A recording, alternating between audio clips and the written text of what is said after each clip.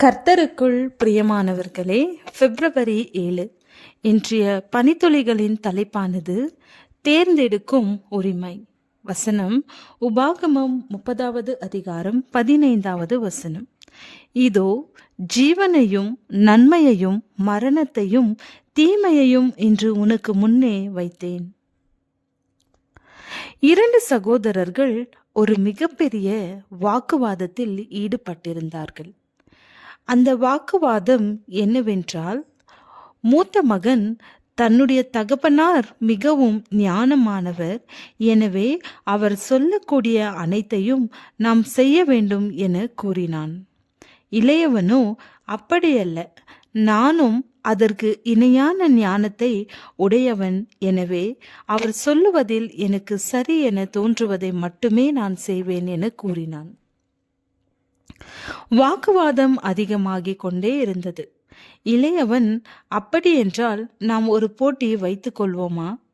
அப்பா என்னை விட ஞானமானவர் இல்லை என்பதை நான் உனக்கு நிரூபித்தால் நான் சொல்வதை நீ ஏற்றுக்கொள்வாயா என கேட்டான். அதற்கு மூத்தவன் ஒப்புக்கொண்டான். அதன்படி மூத்தவனை அழைத்து கொண்டு அடுத்த நாளில் தன் தந்தையிடத்திற்கு சென்றான். அவன் ஒரு சிறிய பறவையை தன்னுடைய கையில் வைத்திருந்தான். தன்னுடைய 2 கரங்களுக்குள்ளாக அந்த பறவையை வைத்து கையை மூடியிருந்தான். அவன் தன்னுடைய அப்பாவை நோக்கி, அப்பா, உங்களுக்கான கேள்வி என்னிடத்தில் உள்ளது. என்னுடைய கையில் ஒரு பறவை இருக்கிறது.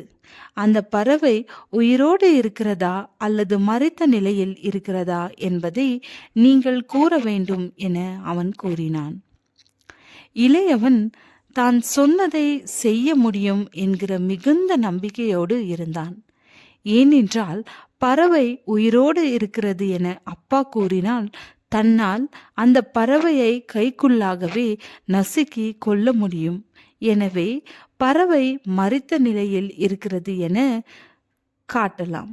ஒருவேளை மரித்த நிலையில் இருக்கிறது என கூறினால் கைக்குள்ளாக இருக்கக்கூடிய அந்த பறவையை ஒன்றும் செய்யாமல் உயிரோடு இருக்கிறது என காட்டலாம். எப்படி இருந்தாலும் தன் சகோதரனுக்கு அப்பா தன்னை விட ஞானமானவர் இல்லை என நிரூபிக்க முடியும் என நம்பினான். மகன் கேட்ட கேள்வியை ஒரு நிமிடம் யோசித்து பார்த்த தந்தை தன்னுடைய மகனை நோக்கி, மகனே, அதற்கான பதில் உன்னுடைய கையில் தான் இருக்கிறது என கூறினார்.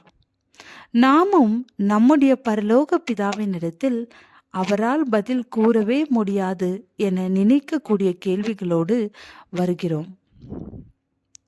உண்மையாகவே தேவனால் பதில் கூற முடியாது என்றல்ல.